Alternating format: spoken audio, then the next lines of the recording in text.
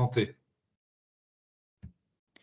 Et Claire Marquez, moi je suis chef de projet e-santé et donc aussi en gestion de la mise en place de mon espace santé sur la période pilote que nous avons connue en Loire-Atlantique sur la fin de l'année dernière. Donc effectivement, on va pouvoir vous faire un peu déjà de retour d'expérience et de parcours qui ont pu se matérialiser par rapport à ça. Merci. Pardon. Non, je voulais savoir pour le diapositive, est-ce que je pouvais prendre la main ou est-ce que c'est vous qui défilez? Vous allez pouvoir prendre la main et juste pour prévenir les participants aussi, ou en tout cas un petit rappel, puisque vous en avez été informés lors de l'inscription, mais ne soyez pas étonnés de voir un petit bouton d'enregistrement qui a démarré, puisque cette réunion est enregistrée du coup et sera sans doute rediffusée pour éventuellement les absents et puis pour ceux présents aujourd'hui si vous voulez réaccéder à certains moments de cette rencontre. Et Raphaël, pas de souci, vous pouvez prendre la main du coup normalement sur le PowerPoint. Alors je vais arrêter nous de partager notre écran et vous allez pouvoir partager le vôtre. Alors, hop, conversation. Alors sur Teams, c'est vrai que j'ai pas l'habitude comme on est sur Zoom. Alors normalement c'est en haut à droite à côté de l'icône quitter en rouge. Pour le coup l'icône quitter est en gros, l'icône partager est juste à côté normalement et vous allez pouvoir partager votre fenêtre en fait directement. Hop, participants. Bon, à côté de l'icône rouge pour raccrocher, j'ai affiché les participants, affiché la conversation. Donc j'ai peut-être pas le même. C'est un symbole qu'un signe particulier? C'est un petit dossier avec une flèche de téléchargement. Alors je ne l'ai pas. Non, je ne l'ai pas. Sinon, on va partager de notre côté et puis vous allez. Oui, c'est pas grave. Super. Hop.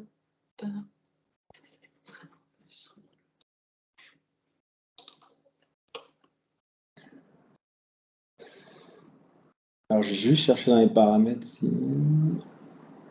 Est-ce que c'est bon? Est-ce que vous voyez ou pas? Oui, super. C'est apparu. Parfait.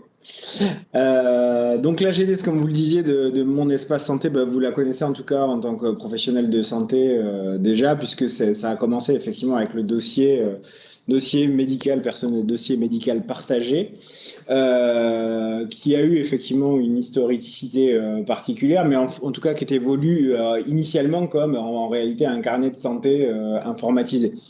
Avec tous les avantages effectivement qu'ont la présence d'un carnet de santé en termes de suivi des patients, en termes de sécurité également, puisqu'il est remis forcément entre le professionnel de santé consentant et le patient, mais avec effectivement les problématiques d'accessibilité ensuite qui sont propres à chacune des familles derrière.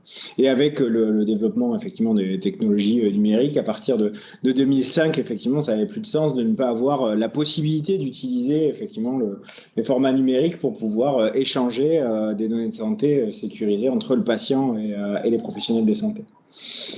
Comme dans un carnet de santé, le DMP avait effectivement pour particularité de ne contenir qu'une partie effectivement des données de santé qui étaient relatives aux professionnels de santé qui décidaient de l'utiliser. Donc à l'époque, effectivement, en termes d'accessibilité au DMP, il y avait effectivement au départ des accessibilités limitées au travers effectivement d'une application mobile ou d'un portail web sur ce sujet-là. Donc il y avait quand même un certain nombre derrière de DMP qui avaient été ouverts et de documents déposés à l'intérieur, mais on va le voir après, effectivement, avec un certain nombre de difficultés qui sont à la fois liées à l'historicité et à la fois à la partie technique du projet. Du coup, entre 2005 et on va dire 2015-2016, la première génération effectivement du projet, on a une coopération quand même effectivement ministère, assurance maladie sur ce sujet-là, avec des étapes progressives à la fois d'expérimentation, d'intégration pas automatique mais d'intégration manuelle et de déploiement. Et c'est uniquement à partir de 2019 qu'on arrive vers la nouvelle version dont on va vous parler aujourd'hui, qui est celle effectivement d'abord de l'espace numérique en santé, puis qui est devenu mon espace santé. Alors on l'a en tête particulièrement sur les difficultés qui ont pu exister effectivement à l'époque, qui ont été en tout cas principalement de deux natures différentes. La première a été la difficulté liée à l'interopérabilité des logiciels à pouvoir intégrer de manière simple, rapide, des données de santé à l'intérieur du DMP, ce qui a généré effectivement des freins à l'alimentation. Ces freins à l'alimentation qui ont elles-mêmes effectivement créé progressivement une absence de facilité et donc d'intérêt à rentrer dans le DMP, puisque on ne pouvait pas y retrouver de manière systématique toutes les informations. Comme certaines informations étaient manquantes, ça ne donnait pas particulièrement effectivement envie de s'en saisir, ni ça ne facilitait la coordination entre professionnels de santé parce que celle-ci était limitée, liée aux problématiques d'interopérabilité dont on a parlé. Donc, face à ce constat-là et à ces difficultés-là, puisque il y a eu effectivement seulement un document mis par dossier de dossier DMP créé, l'idée était quand même de savoir qu'est-ce qui pouvait être mis en place pour répondre aux enjeux nationaux, mais à la limite, c'est des enjeux qui dépassent même effectivement le simple cadre national, pour arriver à structurer les données de santé au niveau numérique et qui répondent à la réalité de l'environnement dans lequel on est, à savoir qu'il existe très nombreux logiciels, effectivement, métiers différents, que les problématiques de système d'information, vous en savez quelque chose en maison de santé pluriprofessionnelle, notamment au travers des différents, en tout cas, logiciels qui sont déjà labellisés niveau 1, niveau 2 sur les MSP et qui continuent encore aujourd'hui à avoir des difficultés d'opérabilité, en tout cas quotidienne, lorsqu'on parle de parcours, lorsqu'on parle de coordination.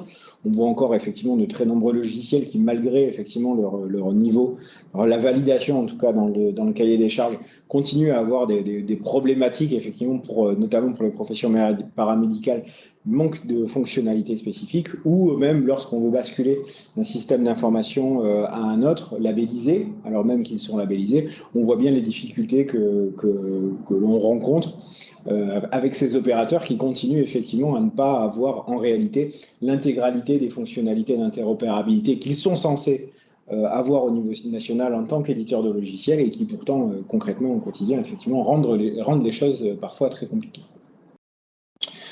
Donc l'idée effectivement c'est pour autant d'avancer sur la structuration des données de santé avec tout le potentiel qu'on peut avoir, alors forcément avec un investissement initial qui est important, mais avec tout le potentiel qui se cache effectivement derrière. Et le potentiel en termes de structuration des données de santé, il y a déjà un certain nombre de maisons de santé pluriprofessionnelles qui sont engagées par exemple effectivement au niveau régional dans les démarches effectivement d'accompagnement de projets de recherche en soins primaires. Effectivement, quand on travaille sur un sujet comme celui-là, s'il n'y a pas de structuration des données, c'est tout de suite extrêmement compliqué d'arriver à avancer. Pour autant, entre le dire et la capacité de le faire, il y a le pas est effectivement énorme, d'où le fait que le projet mon espace santé dont on va parler aujourd'hui, on va parler de deux choses. On va parler à la fois de mon espace santé aujourd'hui, les fonctionnalités existantes, ce qu'il y a et ce que l'usager va pouvoir en voir. Mais ce qui va nous intéresser, c'est avant tout effectivement dans la durée, dans les années à venir, comment les blocs effectivement vont s'assembler les uns avec les autres sur l'ensemble des blocs qui tournent autour des questions de la doctrine numérique en santé et qui pourront nous permettre d'avoir effectivement une visibilité, en tout cas un objectif à atteindre sur plusieurs années. Effectivement, sur l'importance de ces sujets-là, on est sur des stratégies effectivement très long terme, 5 ans, 10 ans. En matière de structuration, il est évident que, au-delà de la communication que vous avez pu voir sur les campagnes télé, radio qui ont été faites sur ce sujet-là, l'objectif, c'est pas effectivement de lancer un produit et de voir effectivement un mois plus tard s'il répond aux attendus. Non, c'est de comment lancer officiellement un produit pour le construire année après année et progressivement, comme la plupart en tout cas des outils numériques d'envergure. Aucun d'entre eux effectivement ne sortent définitivement effectivement correspondant à l'ensemble des besoins, mais les besoins, effectivement, on y répond de manière progressive. Donc, effectivement, en 2019, c'est l'apparition, en tout cas, de la notion d'espace numérique, enfin, d'espace numérique en santé, qui était le terme utilisé, en tout cas, avant mon espace santé, et qui a vocation à quand même apporter un changement important sur la partie de la possibilité d'avoir une interaction directe, quotidienne, par les usagers en santé. Notamment, on va le voir par le fait effectivement de pouvoir rentrer des données à l'intérieur de son espace santé, et à la fois la possibilité d'avoir la création effectivement d'une adresse mail spécifique pour chacun des usagers. Donc un élargissement en tout cas de ce qui était autrefois le DMP. Deuxième aspect effectivement important, c'est que face à la problématique qui était mentionnée tout à l'heure, notamment sur le fait que effectivement la création devait autrefois être volontaire et à l'initiative effectivement individuelle, alors qu'on a un enjeu où effectivement il faut qu'une majeure partie de la population fasse la démarche, alimente pour que ça ait du sens et que ça crée une possibilité, un intérêt à l'utilisation. Il y a là effectivement le principe de création automatique, sauf opposition, une opposition qui doit être accessible, simple, et dont on verra les modalités, qu'ils soient par téléphone ou qu'ils soient par une action directement sur l'espace. En tout cas, d'intégrer dans le dur effectivement le fait de créer automatiquement les comptes pour ne pas être en plus face à cette difficulté-là supplémentaire. Donc, face à ces modifications, en tout cas de contexte, aujourd'hui, donc mon espace santé, avec la communication sur laquelle on reviendra tout à l'heure, qu'est-ce que offre, entre guillemets, le dispositif, à quoi il répond et de quoi il est constitué? Aujourd'hui, en tout cas, il est constitué en réalité du DMP, en tout cas du dossier médical, où vous avez effectivement l'ensemble des documents qui ont pu être ajoutés soit par l'usager, soit par des professionnels de santé. On va le voir tout à l'heure également qu'il y a la possibilité pour les usagers, bien évidemment, de masquer un certain nombre d'autres interlocuteurs, d'autres intervenants sur mon espace santé, certaines informations qui sont à l'intérieur. Et derrière de pouvoir également rentrer individuellement des informations qui sont en possession de l'usager, du citoyen, et qu'il souhaite mettre à connaissance d'un certain nombre de professionnels. Il y a des exemples effectivement sur les allergies ou sur les antécédents médicaux qui peuvent être effectivement directement intégrés à l'intérieur. Sachant que cette partie-là, effectivement, elle s'appuie sur directement, en réalité, mon espace santé est une reprise du dossier médical partagé si la personne qui l'avait ouverte l'avait créé préalablement. Il y a une messagerie dont je vous parlais tout à l'heure, effectivement, c'est que la réception et la communication avec un professionnel de santé, là, est rendue possible par une messagerie, effectivement, qui est sécurisée, citoyenne, et ce qui garantit, effectivement, la conformité, en tout cas la confidentialité des informations qui sont transmises sur des sujets qui ont en lien avec des données de santé. La possibilité d'avoir accès effectivement à un agenda qui notamment effectivement à terme sera plugué avec un certain nombre d'applications qui mettent en lien effectivement des professionnels de santé et des usagers de manière numérique. On pense notamment, ce n'est qu'un exemple, à Doctolib. Et une autre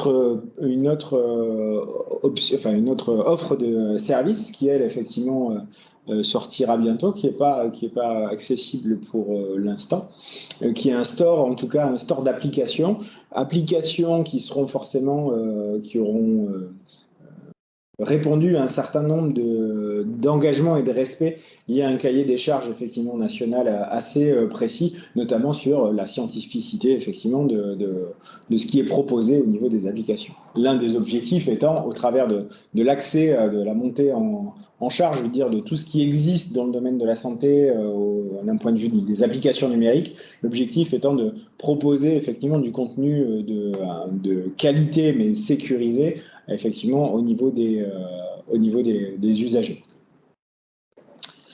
Pour revenir un petit peu en détail sur le dossier médical, celui-ci, alors il y a des modifications encore effectivement en cours, même assez récentes, puisqu'il y a certaines questions qui restent importantes et qui sont en cours effectivement de réglage. Je pense notamment effectivement sur les aidants des patients, sur leur capacité à intervenir dans le dossier médical. Mais on retrouve effectivement, pour ceux qui n'ont pas ouvert leur espace santé ou qui ne connaissent pas forcément le document, il y a la possibilité effectivement de stocker directement des documents, donc ça puisse être par exemple des PDF ou d'autres types de documents à l'intérieur de mon espace santé et de la mettre à destination effectivement des professionnels. Rentrer des mesures de santé particulières qui auraient été prises lors de précédentes consultations ou des informations liées à des mesures de santé récentes, taille, poids, etc. Et ce, en vue effectivement de faciliter le lien entre professionnels et patients. Dans l'espace, dans le dossier médical, vous avez la possibilité de trouver effectivement directement téléversé un certain nombre de documents qui seraient envoyés par d'autres professionnels de santé ou d'autres structures de santé qui le téléverseraient directement effectivement à cet endroit-là. On pense notamment aux éléments d'imagerie, de laboratoire ou de compte rendu liés à une hospitalisation par exemple. La partie messagerie de santé, effectivement, elle introduit la possibilité d'avoir un échange sécurisé, effectivement, entre le professionnel de santé et l'usager. Alors, effectivement, ça permet d'échanger avec les professionnels de santé avec lesquels on a été en contact, mais l'usager, lui, il ne pourra pas contacter un professionnel de santé s'il n'a pas déjà été contacté par celui-ci. Bien évidemment, l'objectif de la messagerie de santé, là, dans mon espace santé, c'est de pouvoir échanger avec un professionnel avec lequel on a besoin d'une interaction dans le cadre d'un parcours de prise en charge. L'objectif n'est bien évidemment pas de laisser ouvert un certain nombre de listes d'adresses de professionnels de santé en vue d'échanges pour demander des rendez-vous ou ce type de choses. Donc, la messagerie qui est sécurisée a vraiment pour vocation effectivement de permettre effectivement l'interaction nécessaire lors d'une période, d'un épisode de soins, d'une prise en charge. Et tous les documents, bien évidemment, qui sont échangés à ce moment-là ont vocation à finir derrière dans le dossier médical dont on parlait tout à l'heure. Pour information, l'usager, effectivement, sous certaines situations, notamment effectivement la plus récurrente, qui est celle effectivement dans le cas où vous ayez des enfants, a la possibilité effectivement d'activer son espace santé pour ses enfants et de rattacher son profil dessus. Bien évidemment, effectivement, le cas d'échange de messagerie sécurisée avec les enfants n'ayant pas de pertinence.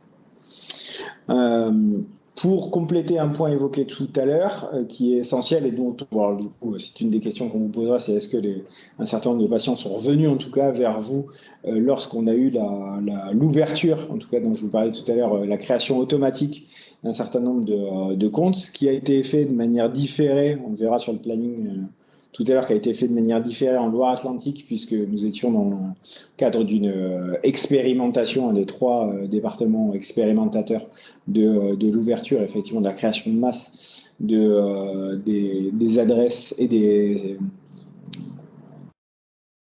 comptes sur mon espace santé. On verra effectivement avec vous s'il y a eu des questions qui se sont posées par rapport à ça au niveau des usagers, mais en tout cas, l'opération se fait de la manière suivante. Tous les assurés, effectivement, sont notifiés, alors soit par écrit, soit par mail, de l'ouverture de leur compte Mon Espace Santé. Ils ont un mois et 10 jours pour pouvoir s'y opposer s'ils le souhaitent, de manière à ce que, sinon, effectivement, de manière automatique, leur compte soit activé. Le support qui est mis en place effectivement pour rendre ça possible, c'est la possibilité soit pour eux effectivement de poser des questions ou effectivement de s'y opposer par le biais d'une plateforme téléphonique, soit directement en ligne par une manœuvre qui est assez simple, en tout cas qui est détaillée directement sur le site et détaillée également, en tout cas sur lequel ils peuvent retrouver un lien à l'intérieur du mail qui leur a envoyé pour l'activation. Ils ont un formulaire à remplir. En tout cas, l'opération est relativement simple pour eux. Donc, ce que ça veut dire en termes d'ouverture pour mettre les éléments de planning en tête, où est-ce qu'on en est aujourd'hui? Aujourd'hui, effectivement, la campagne de communication grand public, comme vous voyez, à fin avril, en tout cas, elle est terminée. Vous avez dû probablement entendre les spots sur ce qui est de la communication directe aux usagers, à la fois radio et à la fois télé, sur le début d'année. Et l'ensemble, effectivement, des comptes sont aujourd'hui ouverts, considérant qu'en Loire-Atlantique, c'était déjà le cas, effectivement, avant ce timing, puisque nous avions une expérimentation qui était en cours. Je n'ai plus les chiffres en tête et je laisserai Claire le préciser, mais j'avais plus en tête forcément le pourcentage d'usagers qui s'étaient opposés à l'ouverture de mon espace santé en Loire-Atlantique. Claire, si jamais tu as le chiffre en tête. Alors pour les 3 départements pilotes, la Somme, la Haute-Garonne et la Loire-Atlantique, on était à moins de 1% d'opposition au moment de cette phase pilote. On a activé le numéro 3422 à partir du moment où on a commencé à envoyer les invitations pour l'ensemble des départements. Et là, on est plutôt autour de 4-5% d'opposition. Mais tout le monde ne s'est pas forcément rendu compte que son espace santé était arrivé. Donc, il y a une dynamique un peu particulière qui a été mise en place, notamment du fait de l'arrivée des élections. Et les créations automatiques des autres départements que le département pilote ont été un peu retardées et ont démarré là depuis hier avec des envois de nouveaux codes provisoires pour les personnes qui ne se seraient pas aperçues que leur espace santé leur avait envoyé un message d'invitation pour faire cette activation, donc pour rentrer vraiment dedans. Et pour le coup, les créations automatiques vont se faire conjointement avec l'envoi de ces invitations. Donc, en fonction de vos départements, la Vendée, forcément, étant le département 85, passera en dernier sur la liste des 5 départements. Voilà, on a cette projection jusqu'au début du mois de juillet pour renvoyer des informations prévenant les usagers que leur espace santé est créé, qu'il est ouvert et en leur proposant à nouveau des codes d'activation. Pour l'instant, l'opposition est relativement raisonnable. Sur la gestion effectivement des droits à l'intérieur de mon espace santé, comment c'est effectivement géré derrière, on a la possibilité effectivement au niveau des usagers de paramétrer, en tout cas de bloquer, voire ou de débloquer l'accès à un professionnel de santé particulier. C'est-à-dire que si effectivement l'usager fait le choix nominativement d'en bloquer l'accès, il pourra effectivement le faire. Derrière, concrètement, comment ça veut dire? Quelles sont les autorisations possibles pour un professionnel de santé? De l'autre côté, quelles sont les autorisations liées à la fonction spécifique de médecin traitant, qui par définition est le coordinateur effectivement du parcours de prise en charge du patient? Il y a quelques différences. Dans tous les cas, un professionnel de santé, sans opposition, il peut effectivement consulter directement il peut consulter les documents contenus dans mon espace santé selon une matrice spécifique. Il peut déposer des documents, bien évidemment, ou en supprimer s'il en est à l'origine, ou effectivement parfois masquer certains documents dans le cadre d'une annonce spécifique. C'est-à-dire que si par exemple il y a l'intégration d'un document dans mon espace santé qui nécessite une consultation d'annonce, il y a la possibilité par exemple de masquer le document, de réaliser sa consultation d'annonce, puis ensuite effectivement de le remettre à l'intérieur. Et tous les professionnels de santé peuvent consulter et ajouter bien évidemment les documents liés à la vaccination par exemple, ou liés aux volontés qui sont propres à l'usager, pour lesquels il a en tout cas fait une déclaration. Juste une petite précision, Raphaël, c'est important de rappeler que, comme pour le DMP, la consultation nécessite obligatoirement l'accord du patient. Donc, ce n'est pas un accord formalisé, hein, on ne lui demande pas de signer un papier. Le professionnel coche une case en disant qu'il est autorisé à faire cette consultation. La seule dérogation va vous être précisée un petit peu plus loin, mais c'est vraiment important de repasser par là. Et de toute façon, il y a une traçabilité exhaustive de toutes les consultations, y compris de la vôtre en tant que patient. Vous savez quel document vous êtes allé consulter, à quel moment, à quelle heure. Donc permanence, effectivement, c'est ça clair, l'usager qui ouvre mon espace santé, s'il a la volonté de regarder vraiment de manière exhaustive et sans limite de délai qui a regardé son espace santé, il a la possibilité de retrouver l'information.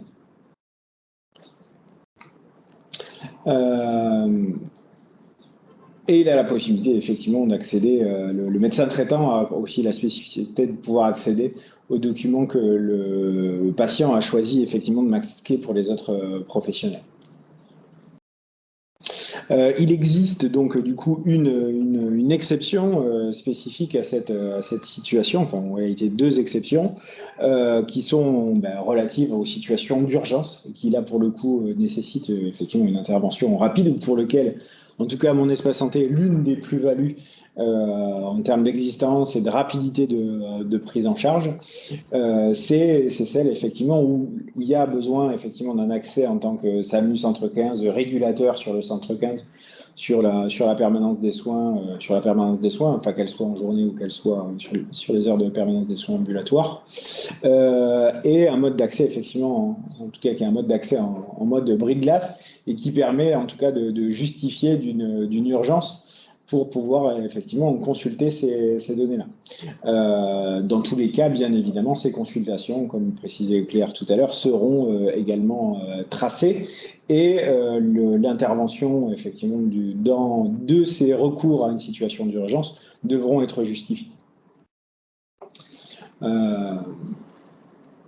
En termes de matrice d'accès effectivement au DMP, comment il est possible d'accéder aux données qui sont là? Il y a, en tout cas, aujourd'hui et demain, parce que tout n'est pas forcément effectivement développé aujourd'hui, mais ça sera le cas, normalement, via le logiciel effectivement métier, via le site web du DMP, on avait la possibilité d'accéder à ces informations-là. L'idée, c'est en tout cas d'avoir en tout cas un cadre qui est défini en termes de matrice de qui peut regarder quel document pour justifier que tout accès effectivement qui se ferait en dehors de ces règles-là puisse être tracé et éventuellement puisse engendrer effectivement derrière des questions et regard sur la légitimité et la responsabilité d'accéder à ces données-là. Les données effectivement de mon espace santé étant sécurisées, donc étant hébergées sur des hébergeurs effectivement de données de santé au niveau national et répondant effectivement à un référentiel bien précis en termes de données de santé, donc qui garantit aussi aux usagers, puisque c'est l'une des peurs les plus récurrentes qui étaient émise du côté des usagers, qui était celle de savoir où sont logées les données, qui peut y accéder, comment elles peuvent être utilisées à terme. D'où le nécessaire renforcement de travailler dans un cadre national précis, notamment sur l'hébergement effectivement de ces données-là. Sur le côté sécurité usager, après, ce sont des choses assez classiques, en tout cas lorsqu'on utilise des outils numériques en santé, mais effectivement, il y a 3 données d'identification personnelle, il y a un code d'accès effectivement unique, derrière il y a une identification avec des spécificités biométriques qui sont possibles sur smartphone, en tout cas qui garantissent un haut niveau de sécurité. L'idée, l'importance en tout cas au travers du projet, en tout cas de mon espace santé, c'est la question de la structuration du partage des données. En réalité, il y a bien évidemment un sujet autour de la coordination, mais on dirait, ça fait déjà effectivement des années qu'il existe un certain nombre d'outils de coordination, notamment de coordination de parcours, au travers notamment des structures d'exercice coordonnés, hein, qu'on soit en maison de santé pluriprofessionnelle ou qu'on soit dans un centre de santé pluriprofessionnel. Il existe déjà depuis longtemps un certain nombre d'outils qui font du parcours, parfois du parcours segmenté très spécifique sur une pathologie, à des applications, en tout cas e-parcours plus généralistes où on va avoir des interactions entre professionnels de santé, mais beaucoup plus rares sont celles qui vont permettre d'aller dans une dynamique d'inclusion en réalité des patients dans les discussions et les échanges de données qui leur sont directement liés, et c'est un objectif en tout cas qui est souhaité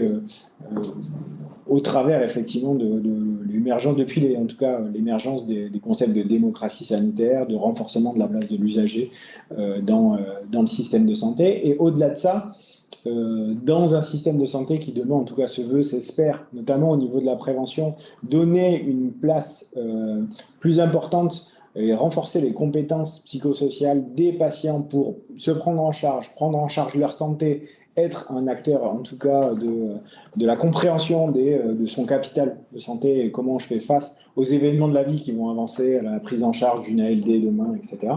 En tout cas, c'est cette double volonté de renforcement, effectivement, de la place de l'usager dans ces systèmes de santé, et de la structuration de ces systèmes de santé pour être capable effectivement d'interopérer entre eux et de permettre qu'une alimentation correcte d'une information se répercute sur le reste des applications et des logiciels utilisés.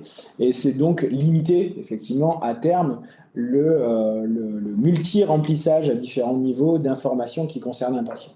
Et pour permettre effectivement ça, il faut que l'information ne soit qu'à un endroit sécurisé, et que plus aucune effectivement application logicielle ne possède effectivement en dur les données qui ne sont propres qu'à un moment donné où on a rempli l'information dans son logiciel, qu'elle pointe effectivement directement vers, en réalité, mon espace santé, en réalité le DMP, à un endroit, et que l'information effectivement ensuite remonte de manière interopérable directement dans les autres systèmes.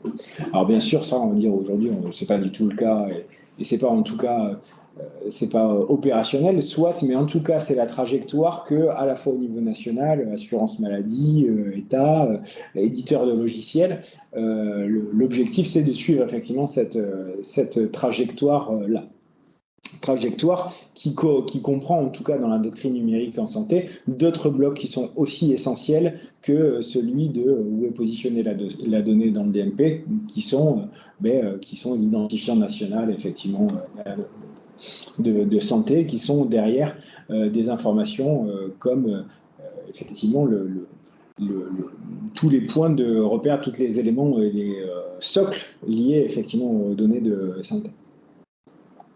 Donc c'est la volonté en tout cas d'avoir une structuration long terme sur le numérique, et de ne pas avoir effectivement un outil, puis à côté un autre outil et un autre. C'est que tous ces éléments, tous ces outils socles soient regroupés au même endroit, interopérables, et alimentent derrière les autres outils existants, pour ne pas qu'il y ait des répétitions de segmentation des informations. Donc derrière, effectivement, c'est forcément un investissement, dont vous avez entendu parler sur le côté Ségur numérique, important d'un point de vue financier, pour arriver effectivement à ce qu'il y ait cette interopérabilité, et que les données clés un peu du parcours de soins soient automatiquement générées à la fois au niveau de l'hôpital, à la fois au niveau des EHPAD, etc., médico-social, à la fois effectivement sur ce qui produit aussi énormément de données de santé au travers de la biologie, de la radiologie, et que ces éléments-là, en tout cas, soient de manière automatique injectés, et donc plus facilement accessibles pour les professionnels de santé qui, par exemple, en ville, vont devoir effectivement, sont tributaires, dépendants de ces informations-là, et qui eux-mêmes iront effectivement injecter de la donnée pour lorsqu'il y a une hospitalisation, etc. Mais ce qui nécessite effectivement de travailler avec les éditeurs de logiciels pour permettre cette interopérabilité que nous n'avons pour l'instant, en tout cas, pas forcément connue. Voilà, sur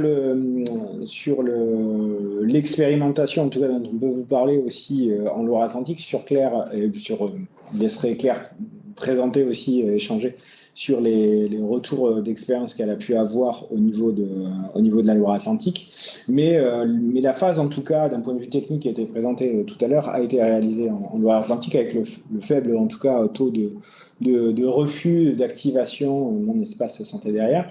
Mais au-delà de ça, c'est aussi un certain nombre de projets qui ont pu voir le jour, notamment au travers de la création de groupes utilisateurs ayant pour vocation, et c'est peut-être là en tout cas au niveau des liens qu'on peut avoir avec les maisons de santé pluriprofessionnelles, où il peut y avoir des initiatives et où mon espace santé peut plus facilement demain être un outil qui sera utilisé pour éventuellement un parcours spécifique. Il y a eu la création de groupes utilisateurs qui ont pris effectivement des cas d'usage, des situations où effectivement, dans une situation, un patient va rentrer face à une crise aiguë dans une situation, il va y avoir un suivi à réaliser avec plusieurs professionnels ou structures, puis il va sortir, et on réalisait effectivement des cas d'usage pour voir comment on peut mettre en place une interaction entre les différents professionnels de santé en ville, l'hôpital, etc. Et essayer effectivement d'identifier à l'utilisation concrète de mon espace santé, est-ce que ça fonctionne, est-ce que ça ne fonctionne pas, quelles sont les limites, quelles sont les modifications qu'il y a à apporter éventuellement sur l'outil pour rendre justement l'utilisation qu'on vous a présentée de mon espace santé tangible. Du coup, Claire, est-ce que ça te conviendrait 30 secondes de nous parler notamment de ce qui a été mis en place peut-être avec le CHU de Nantes et les sages-femmes, ou un autre projet si tu en as en tête? Bien sûr. tout à fait. Alors effectivement, on est parti du principe qu'on allait travailler directement sur des situations concrètes, sur des parcours d'usage, hein, comme vous le disait Raphaël. Et parmi ces parcours d'usage, celui qui a emporté le plus grand taux de satisfaction, c'est le parcours grossesse, puisque c'est un parcours qui n'est pas stigmatisant et qui parle vraiment au plus grand nombre. Et on a embarqué au sein de ce groupe utilisateur qu'on a constitué sur la Loire-Atlantique, qui en fait est composé d'une extraction un petit peu de tous les représentants du parcours de soins, un médecin généraliste, un infirmier, un pharmacien, un représentant du CHU, etc., un représentant des patients avec France Asso Santé. On a expérimenté en réalité ce parcours pour essayer de maximiser l'utilisation de mon espace santé, notamment avec le dépôt dans le DMP des futures mamans par le CHU de leur compte-rendu d'échographie et les échanges par messagerie sécurisée directement par l'équipe de soins. Quand on a présenté ce parcours aux sages-femmes, ça leur a donné extrêmement envie de participer aussi et d'apporter leurs atouts supplémentaires. Et pour le coup, autant au CHU, ça leur a donné des envies supplémentaires aussi, notamment sur un parcours procréation médicalement assistée et un parcours néonatologie. Pour les sages-femmes, on est aussi sur des initiatives propres, hein, de réfléchir à des parcours autour de la santé des femmes, sur l'endométriose, mais aussi sur la bulle 1000 premiers jours, hein, le circuit ministériel, gouvernemental qui a été construit. Et donc, on est un petit peu sur une construction à la carte. On a pu travailler sur de nombreux autres projets. On va démarrer notamment là un groupe de travail ville-hôpital sur la prise en charge des patients sortant à la suite d'un AVC, sortant d'un établissement pour retourner à domicile. Et on a besoin clairement, hein, d'acteurs concrets de terrain. On a besoin de vous pour continuer à inventer un petit peu ces histoires, à voir en quoi mon espace santé peut apporter du nouveau. En introduction, Raphaël vous disait, on parle d'amélioration du parcours de soins, mais pas que. On parle aussi de gens qui ne sont pas malades. L'objectif serait vraiment de favoriser la prise en charge en termes de prévention par rapport à ces patients. Donc voilà un petit peu en termes de bilan, on travaille avec le CRCDC sur l'expérimentation de la messagerie sécurisée. On voit arriver le catalogue d'applications et on travaille aussi avec des prestataires qui proposent des choses intéressantes pour les aider, les accompagner sur le chemin parfois complexe de la candidature à ces différents éléments. Donc, on envisage avec vous, avec l'ensemble des acteurs de terrain, quels sont les parcours qui peuvent apporter une valeur ajoutée pour les patients. On est sur des patients qui sont très investis, qui trouvent vraiment une valeur ajoutée par rapport à cet outil. Notamment sur les retours qu'on a eu nous, les patients forcément atteints de pathologies chroniques, mais aussi les seniors et les retraités en affection de longue durée. Donc, ça fera une transition, ça, par rapport à tout ce qui se met en place sur l'inclusion numérique et dont Raphaël va vous parler juste après. Voilà. L'idée derrière, effectivement, enfin voilà, c'est en tout cas sur la partie exercice coordonné, que ce soit au niveau des MSP, des centres de santé pluriprofessionnels ou que ce soit les ESP CLAP ou les communautés professionnelles territoriales en santé, en tout cas sur ces organisations-là, c'est ce que l'on propose en tout cas en termes d'action pour celles et ceux qui font des demandes d'accompagnement effectivement de numérique sur des nouveaux parcours.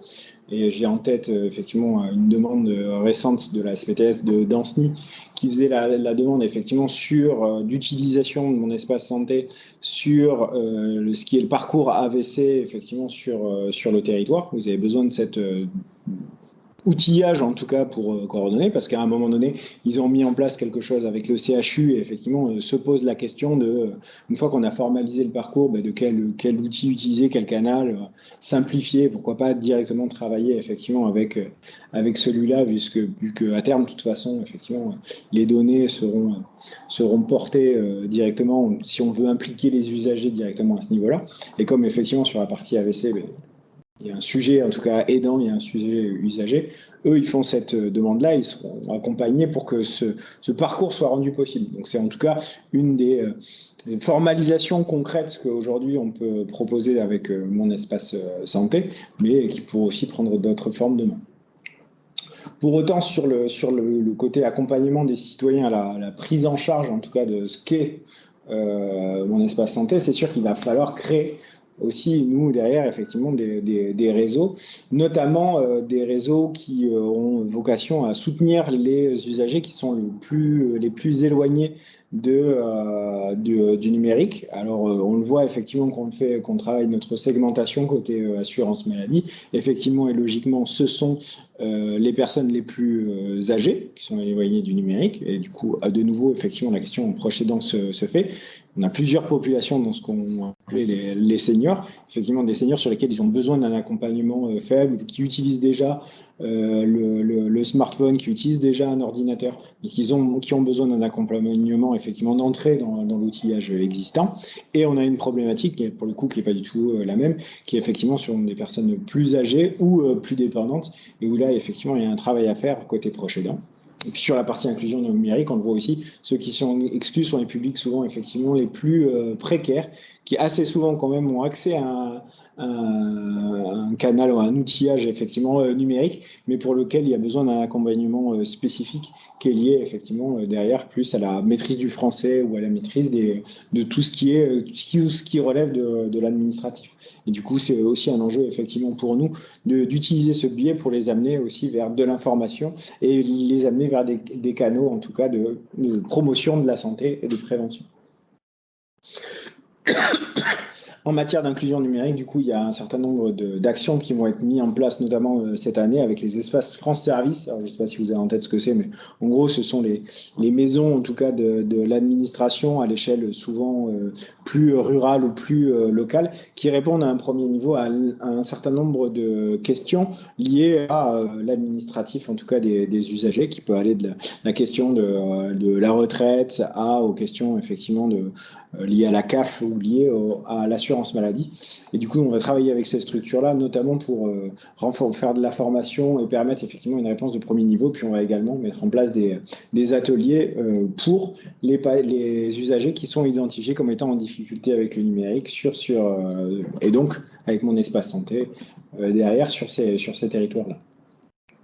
On a un certain nombre, du coup, forcément, d'ambassadeurs, de relais sur le territoire qu'on va développer. C'est pas encore tous les mêmes en fonction des départements. Donc, ce que je vais dire sera pas forcément vrai pour l'instant sur les 5 départements de la région, mais il y aura une certaine harmonisation qui va se faire, et en tout cas avec le temps. Ce qui est sûr, en tout cas, c'est sur une partie de la région, c'est que le travail avec France Asso Santé, le travail avec le GRAD, le travail avec l'Agence régionale de santé et les espaces France Service seront en tout cas vrais sur l'ensemble des territoires.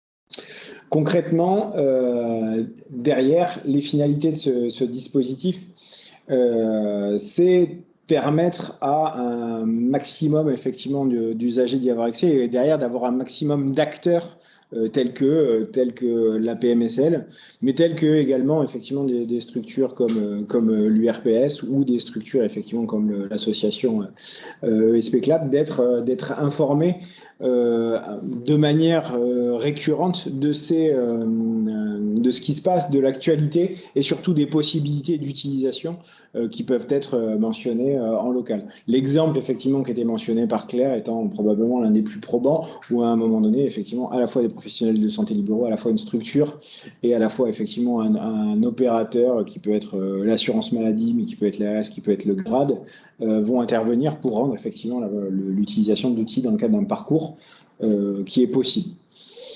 Donc, en résumé, et par rapport à cette présentation, il y a, je pense, en tout cas, deux choses importantes à garder en tête.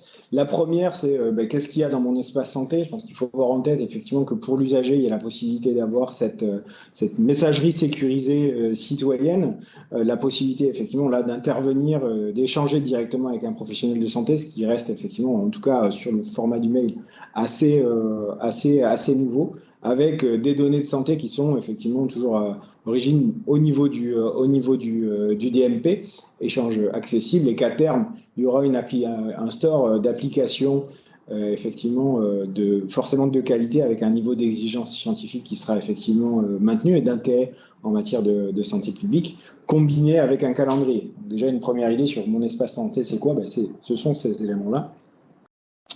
Et la deuxième chose qui est extrêmement importante, c'est le pourquoi, et c'est là où effectivement nous on proposera en tout cas de continuer à donner de l'information, continuer à venir vers vous de manière régulière, parce que le sujet là va être dans le temps être dans un temps beaucoup plus long.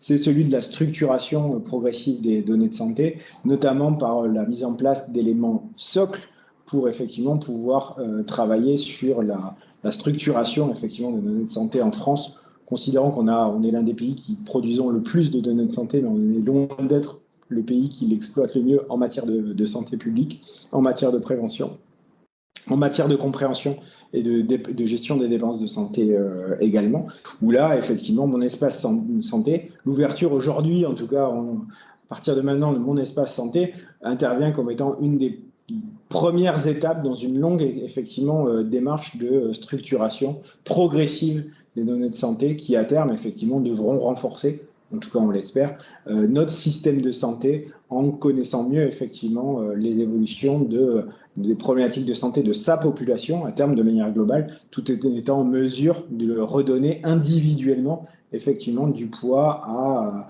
à l'usager dans sa volonté de prendre en charge lui-même, effectivement, sa santé. En tout cas, on espère que sur les 5 à 10 ans, mon espace santé, ça sera un des moyens d'y parvenir par rapport aux nombreux autres moyens qui existent aussi et pour lesquels vous, en tant que MSP, vous intervenez bien évidemment individuellement dans votre relation avec le patient ou collectivement au travers des actions de prévention, par exemple, que vous menez. Okay, si je peux juste rajouter un mot, mon espace santé, en fait, c'est un peu le début de l'histoire, juste après le DMP, mais c'est malgré tout le début de l'histoire. On a la e-prescription qui pointe le bout de son nez. On a tout un tas de dispositifs de croisement d'informations et on a tous les outils de télésanté qui arrivent aussi avec des outils connectés qui servent à mieux accompagner les patients et qui permettent aux professionnels de santé concernés de récupérer les informations primordiales pour ajuster au mieux la prise en charge de ces patients. On connaît déjà ces dispositifs dans l'insuffisance cardiaque, on les connaît dans la prise en charge du diabète, et là, on est vraiment sur une généralisation de ces éléments. Pour que ça fonctionne bien, il faut que ça fonctionne avec des éléments sécurisés, qu'on soit sûr d'être en face du bon avatar en santé du patient, c'est-à-dire son bon espace santé. Et on va être amené à utiliser des référentiels sécurisés. C'est pour ça qu'on pousse aussi beaucoup en ce moment à ne pas hésiter à contacter son éditeur pour avoir un accompagnement financier, pour avoir un logiciel qui va concrétiser seul la démarche, notamment d'alimentation du DMP. On est d'accord qu'aujourd'hui, c'est encore extrêmement compliqué. En tant qu'on n'a pas un logiciel qui automatise l'envoi au DMP d'une information, ça reste quand même assez fastidieux. Donc ça, c'est vraiment une démarche de la part des éditeurs qui sont à l'œuvre sur l'ensemble des professions de santé. Voilà un petit peu sur tout le panorama. Et on attend des individus qui prennent la main sur leur santé. Il y avait quelques questions, alors on y reviendra tout à l'heure dans la conversation, puis je vois que Floriane également peut-être voulait poser une question, je laisse ouvrir les micros quand vous voulez, il n'y a pas de souci. Bonjour, vous m'entendez? Oui. Très bien. Je trouve pas la conversation, alors je prends la main. Donc Floriane Breton, je suis diététicienne et coordinatrice de la maison de santé de Blain. Et je voulais vous demander, est-ce que vous parlez l'ensemble des professions de santé, mais est-ce que vous entendez que les professions conventionnées ou est-ce que vous entendez toutes les professions reconnues au Code de la santé publique? Tout le monde va gagner. D'accord.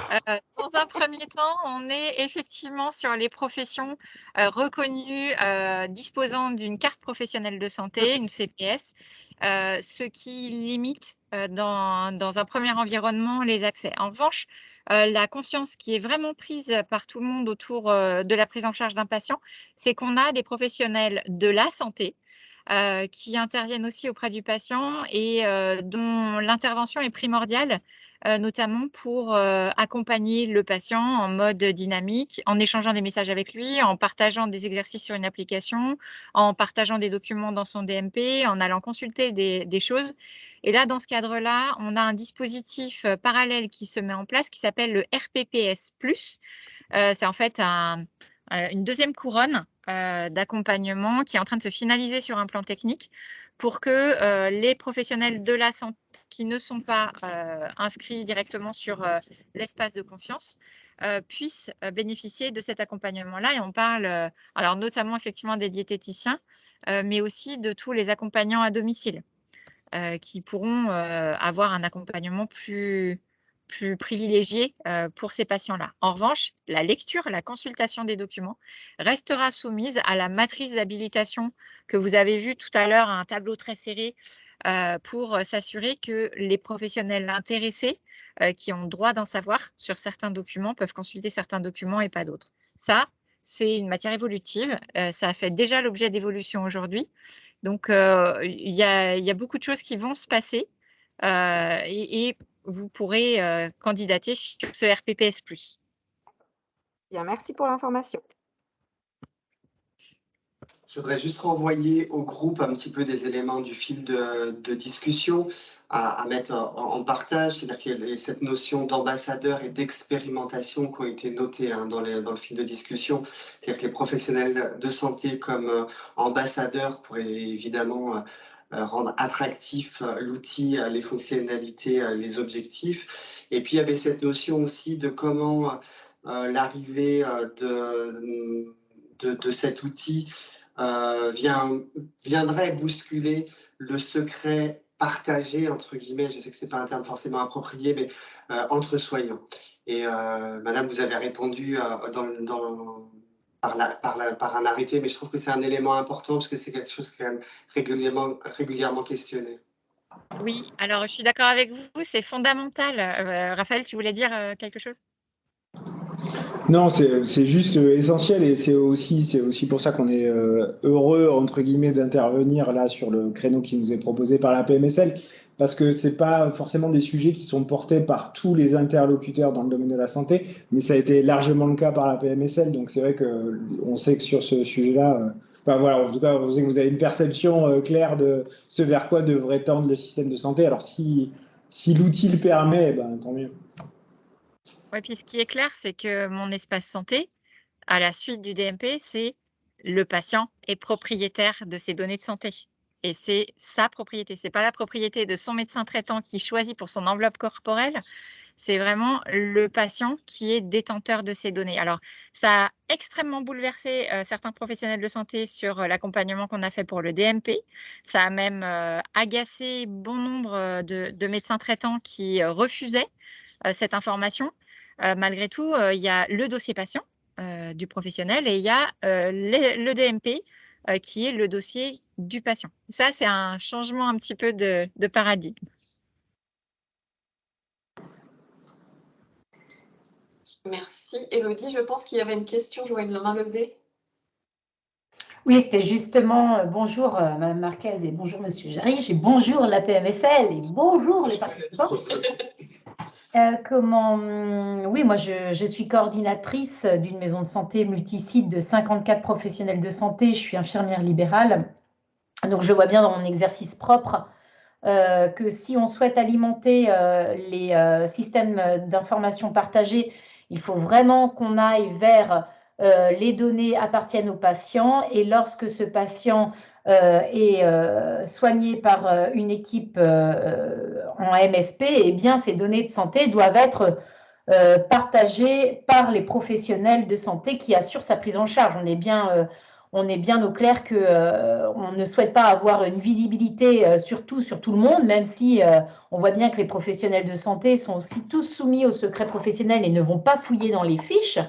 Mais c'est vraiment une question de blocage avec les médecins. Et moi, qui pensais au début que c'était un problème générationnel, pas du tout, hein. Les nouveaux médecins sont aussi réfractaires que les anciens.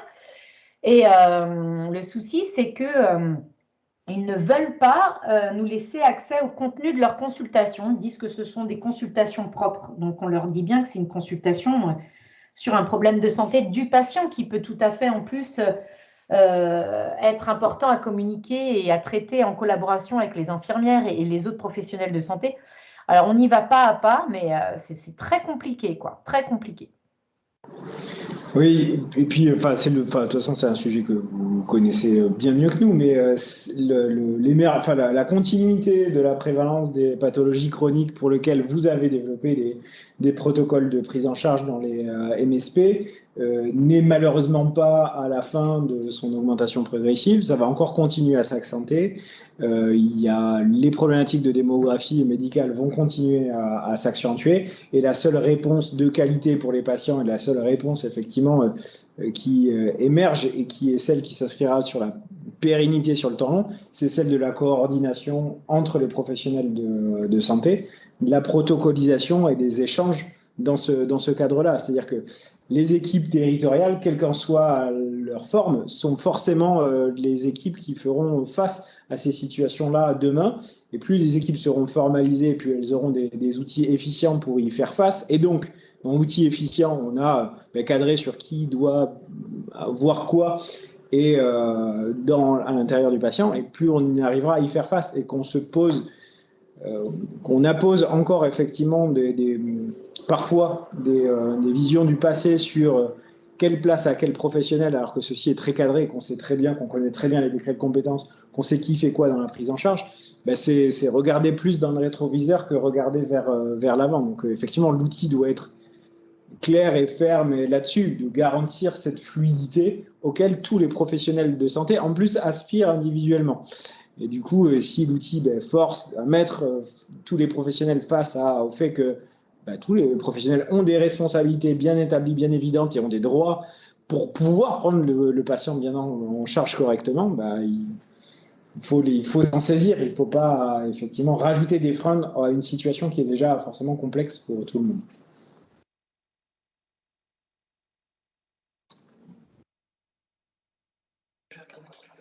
Oui, il y a la réaction sur le contrôle, le risque de cyberattaque. Est-ce que c'est quelque chose qui reste sous contrôle? C'est une question qui est posée. Oui, c'est sous contrôle. Enfin, c'est sous contrôle, comme tout, hein. Ce qu'on peut dire, c'est que la sécurité sociale gère depuis 1945 des données de santé et qu'on n'a jamais été hacké. On a eu des tentatives, bien entendu, des rançongiciels qui ont voulu rentrer chez nous, mais ça n'a jamais fonctionné. On est sur un très haut niveau de sécurité. Raphaël vous le disait, hein, la conservation des données de mon espace santé se fait en France, dans des serveurs français. On a parfois une confusion des genres avec le Health Data Hub, dont on a parlé à un moment et qui permet de répertorier, de récupérer et de centraliser des informations sur la prise en charge de la santé et qui permettent de prendre des décisions adéquates en termes de recherche médicale ou d'adaptation de certaines prises en charge. Mais ce Health Data Hub ne vient absolument pas piocher dans les informations de mon espace santé.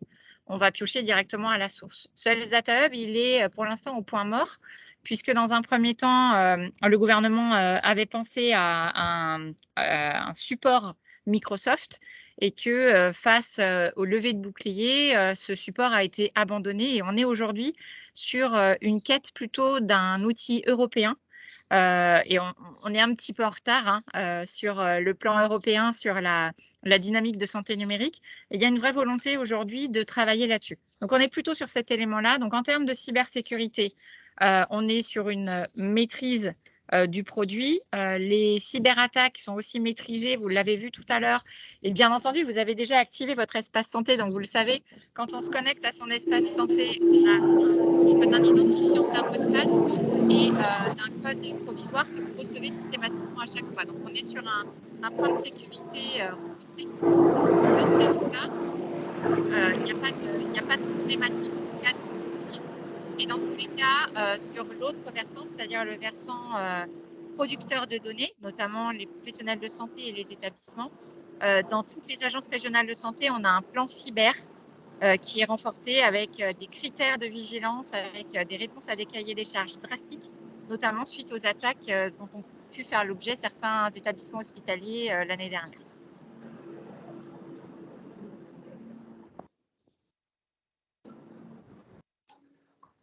Merci beaucoup de ces informations.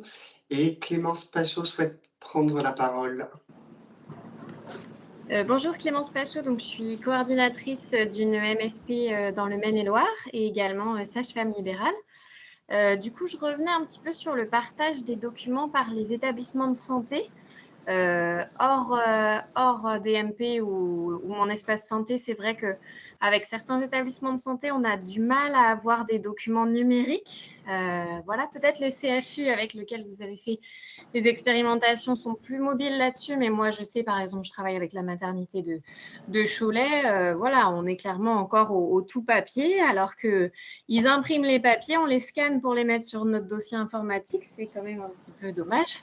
Donc, quelle a été la démarche envers ces établissements de santé pour justement les impliquer dans ce virage numérique et quitter petit à petit ce papier?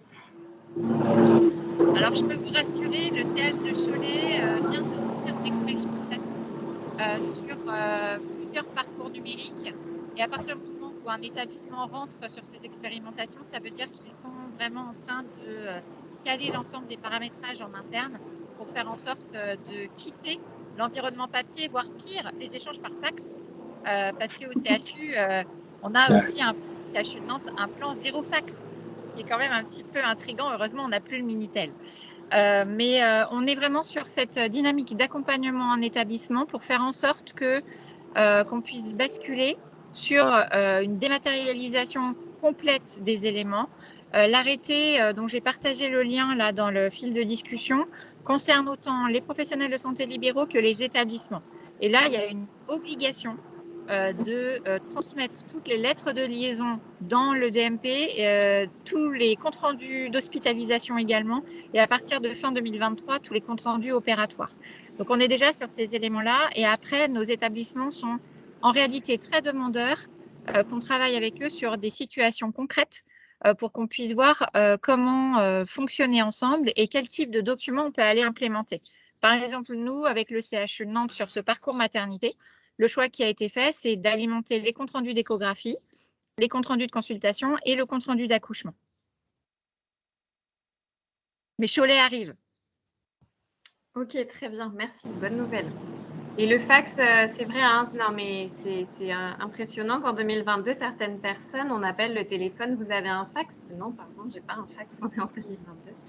Et voilà, ils n'ont pas forcément le réflexe non plus, messagerie sécurisée. Ah bah si, c'est vrai, on a AppyCrypt. Donc voilà, ça se met en place petit à petit, mais on a l'impression que les professionnels de santé libéraux sont plus en avance là-dessus que les établissements de santé. Oui, dans un établissement de santé, on se laisse porter par la volonté de son employeur et on a un paramétrage. Alors, l'atout, c'est que quand on paramètre au niveau du système d'information hospitalier, c'est paramétré pour tout le monde et ça marche pour tout le monde. L'inconvénient, c'est que ça demande au préalable de travailler en amont avec l'ensemble des services pour que tout le monde soit d'accord sur les documents qu'on va alimenter en mode automatique. Et ça prend toujours un petit peu de temps. Et après, il y a le changement de pratique de la part des professionnels, notamment sur les adresses de messagerie sécurisées. Le CHU que je connais bien, le CHU envoie des mails avec l'adresse @chu-nantes.fr en disant « c'est mon adresse de messagerie sécurisée ». Non. Donc là aussi, on a un accompagnement, nous, assurance maladie, auprès de ces établissements pour réexpliquer vraiment les éléments de sécurité, de quoi on parle, comment ça fonctionne et faire en sorte que ce soit simple. Le but du jeu, en établissement comme en secteur libéral, c'est que tout fonctionne en 2 clics. Sinon, on ne peut pas le faire.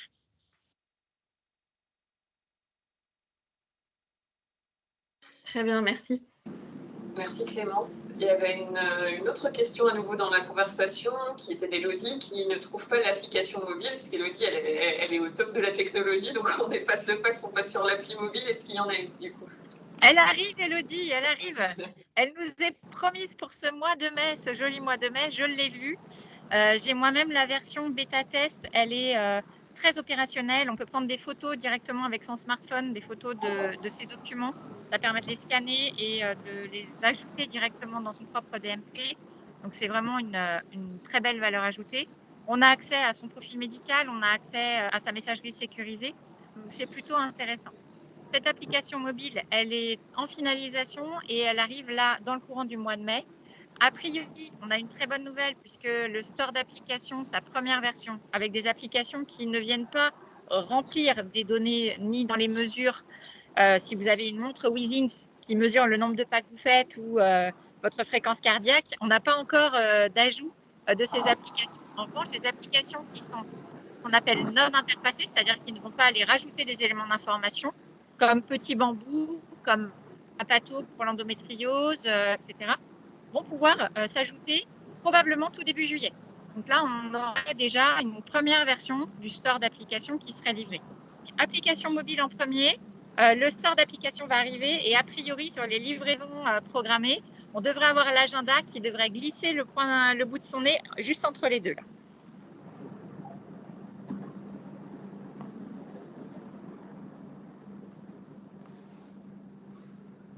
Merci. Y a-t-il des personnes qui souhaitent s'exprimer, poser des questions?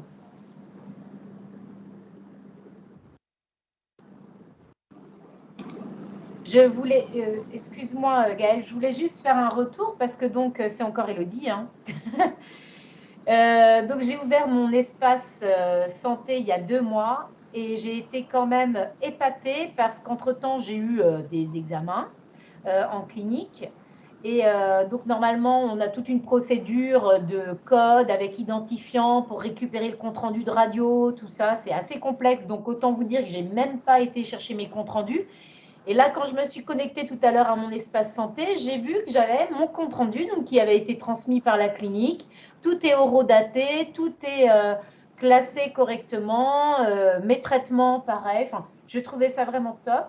Moi, je suis maman de 3 enfants. La capacité de vraiment avoir les 3 enfants, dont un qui est en internat, et d'avoir la possibilité de l'accompagner dans la gestion de ses documents de santé, je trouve ça top.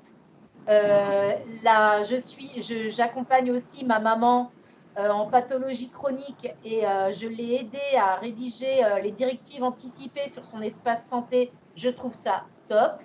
Donc vraiment, moi je trouve que c'est génial. Ça arrive à point nommé, surtout après le Covid où on devient de plus en plus à la transmission des pièces numérisées. Eh bien, ça tombe vraiment à pic. Donc bravo. Moi je trouve que c'est top.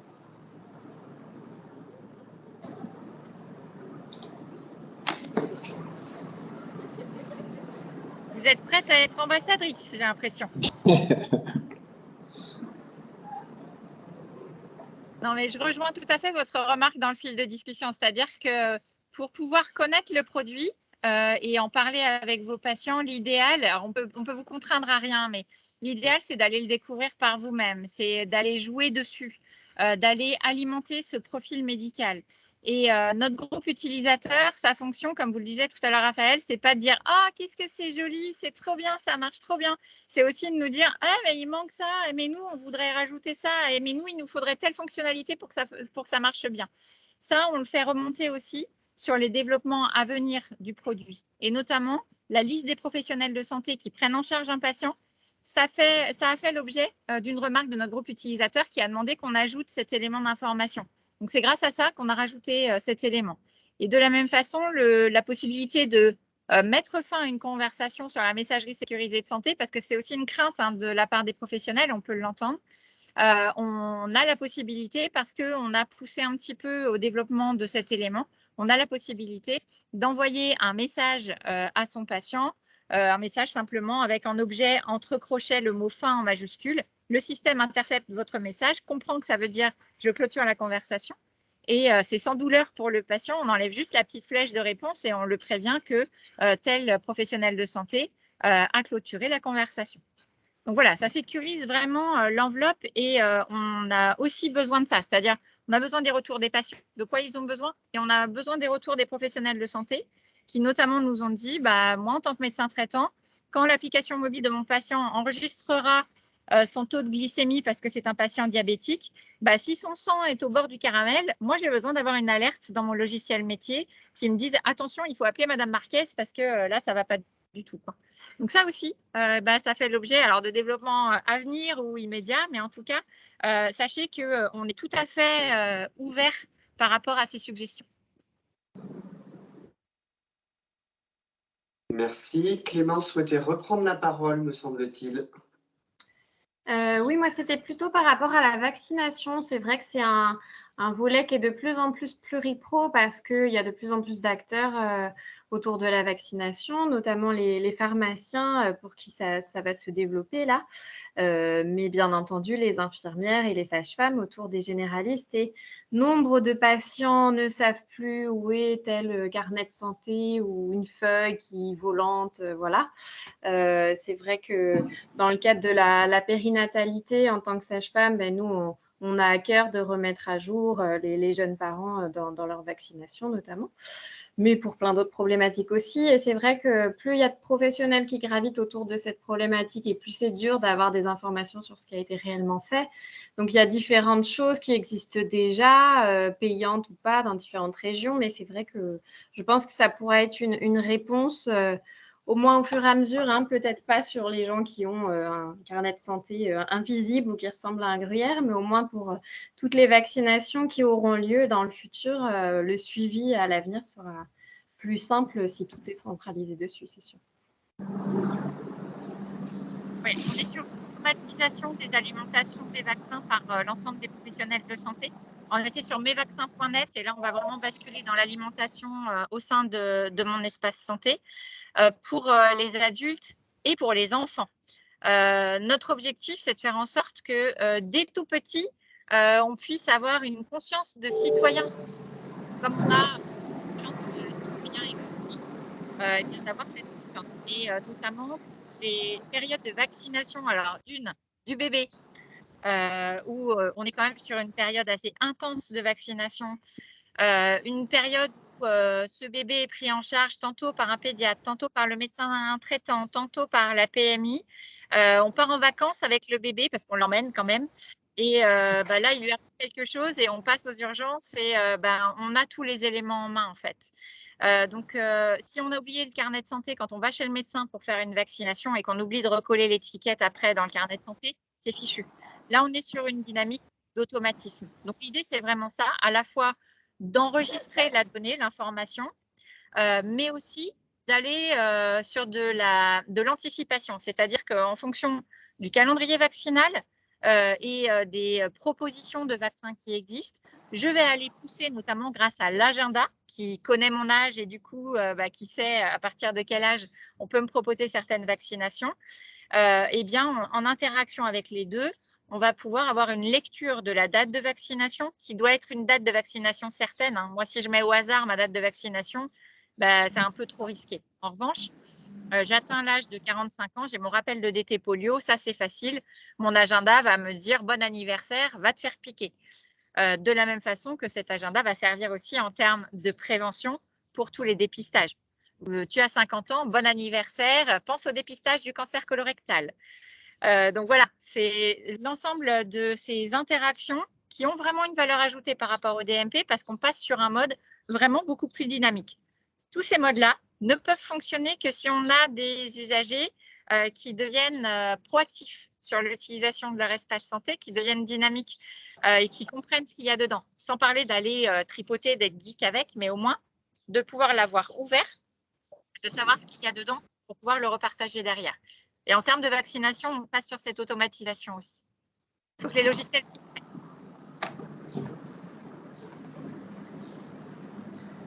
Donc l'automatisation, si je comprends bien, elle se fait directement à partir du moment où on l'ajoute au sein de notre logiciel métier, sous réserve qu'il soit compatible.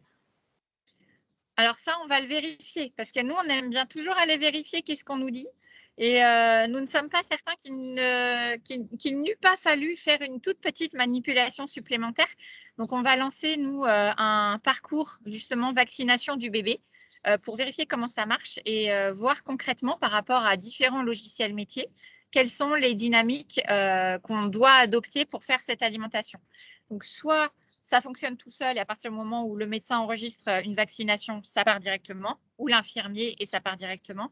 Soit il faut faire une manipulation. Dans nos rêves les plus fous, nous avons passé la commande d'une version application mobile Mon Espace Santé Pro pour que notamment les métiers mobiles, comme les métiers d'infirmiers, puissent ouvrir cette application. Je viens faire la vaccination antigrippale de mon patient âgé qui est chez lui à domicile. J'ouvre l'application mobile Mon Espace Santé Pro, j'ai accès à son DMP, je flash le QR code, je vous ai dit, hein, c'est un truc de ouf, hein. Je flash le QR code du vaccin, ça enregistre directement le lot du vaccin, la date et le nom du vaccinateur.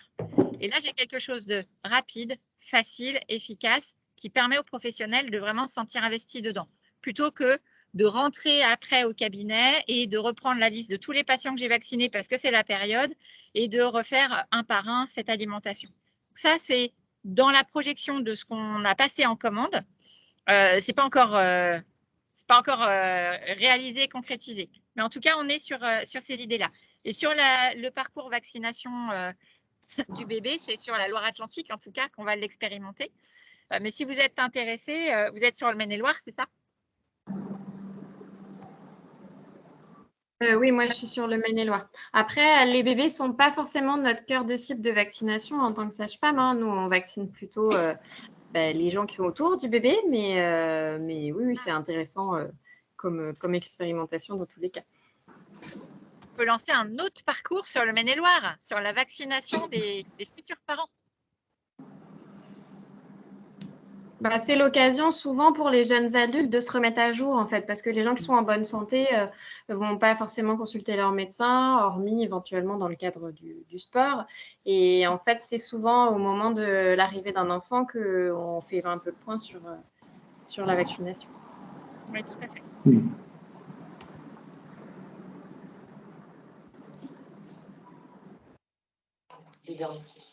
Il reste quelques minutes si vous avez encore des interrogations, des réactions, des commentaires.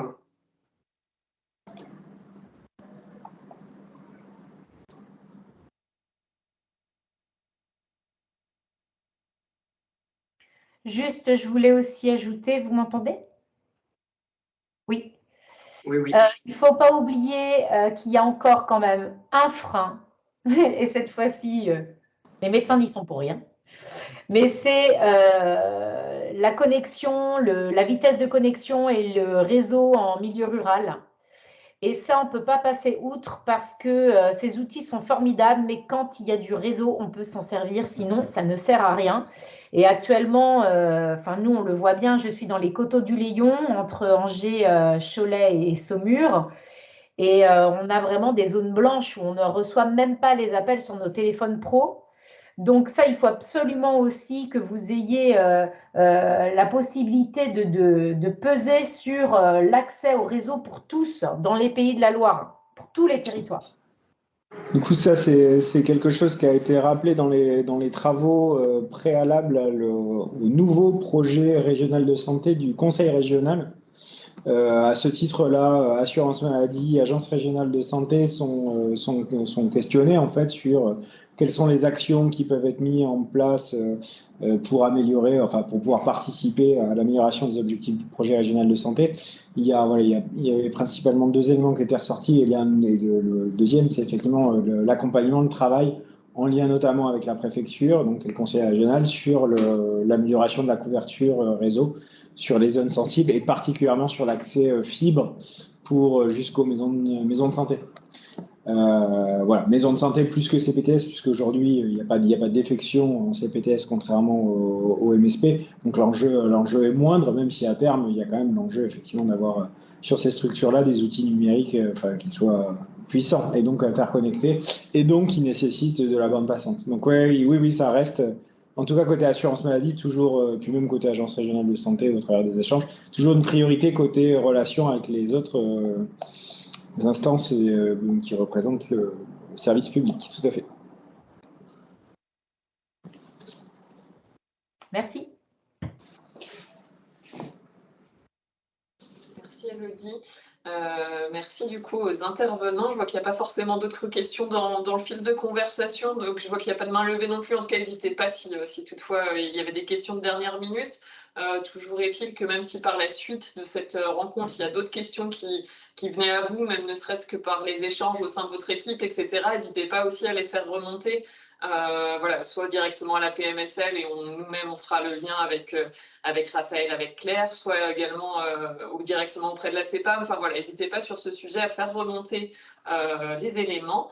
En tout cas, un grand merci aux intervenants de la CEPAM pour cette présentation très complète. Et du coup, un grand merci aussi aux participants. Pour les échanges riches d'aujourd'hui.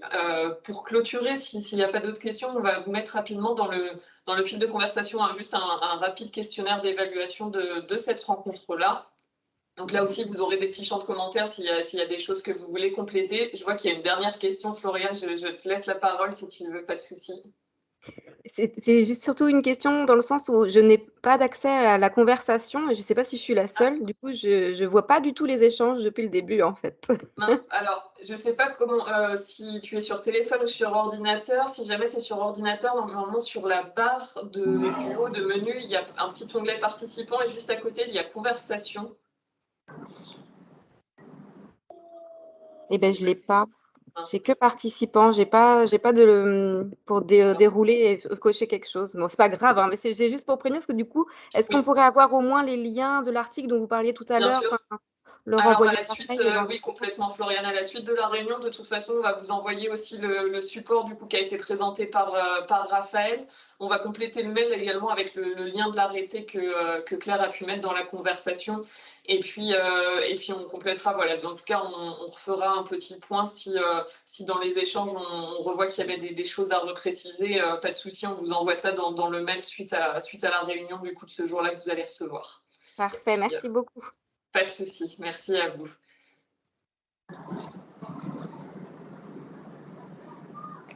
Et puis du coup, avant de nous quitter, peut-être donc ce que je vous disais, rapide questionnaire d'évaluation et juste pour les prochaines actions de la PMSL qui sont, du coup, vous avez un panel de possibilités sur des sujets très variés dans les prochaines semaines, puisque donc après mon espace santé aujourd'hui, il y a plusieurs temps d'information. Je ne sais pas si Gaëlle, si tu veux.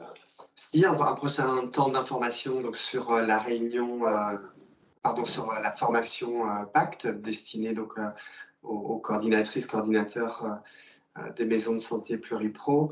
Une réunion d'information également sur l'implication des usagers. Donc on est plutôt à un niveau là de recueillir vos expériences, vos envies. Également une autre réunion d'information sur les bases de la gestion d'une maison de santé. Et puis également des MSP en pratique. Donc MSP en pratique, faire évoluer le projet de santé. À nouveau un temps d'information en juillet sur le rôle et la place des MSP en CPTS. C'est une action qu'on a déjà pu faire l'année dernière, mais voilà, du coup, forcément, les choses ont évolué depuis. Comme on est toujours sur des retours d'expérience, ça permet aussi de se tenir au courant de ce qui se fait sur le territoire. Et puis, 2 ateliers d'écriture, que vous connaissez, mais l'atelier d'écriture protocole et l'atelier d'écriture projet de prévention. Donc, les prochaines sessions qui vont bientôt débuter, les inscriptions sont ouvertes sur le site. Et puis, dernier petit point qui est beaucoup plus large, qui est un petit rappel sur les rencontres, les journées nationales, les prochaines qui seront à Saint-Malo au mois de mars 2023. Donc voilà, vous avez un petit peu une vision d'ensemble sur l'agenda de la PMSL pour les prochaines semaines. N'hésitez pas à vous inscrire sur le site directement et encore, on est disponible à nouveau pour toute précision. Voilà pour aujourd'hui. On vous remercie encore en tout cas pour votre participation. Merci encore Raphaël, Claire et Nicolas pour la présence aujourd'hui et pour la réponse à toutes les questions. Et puis, on vous souhaite à tous une bonne journée. Bonne journée, merci pour tout. Merci, Bonne au journée. revoir. Au revoir. Au revoir.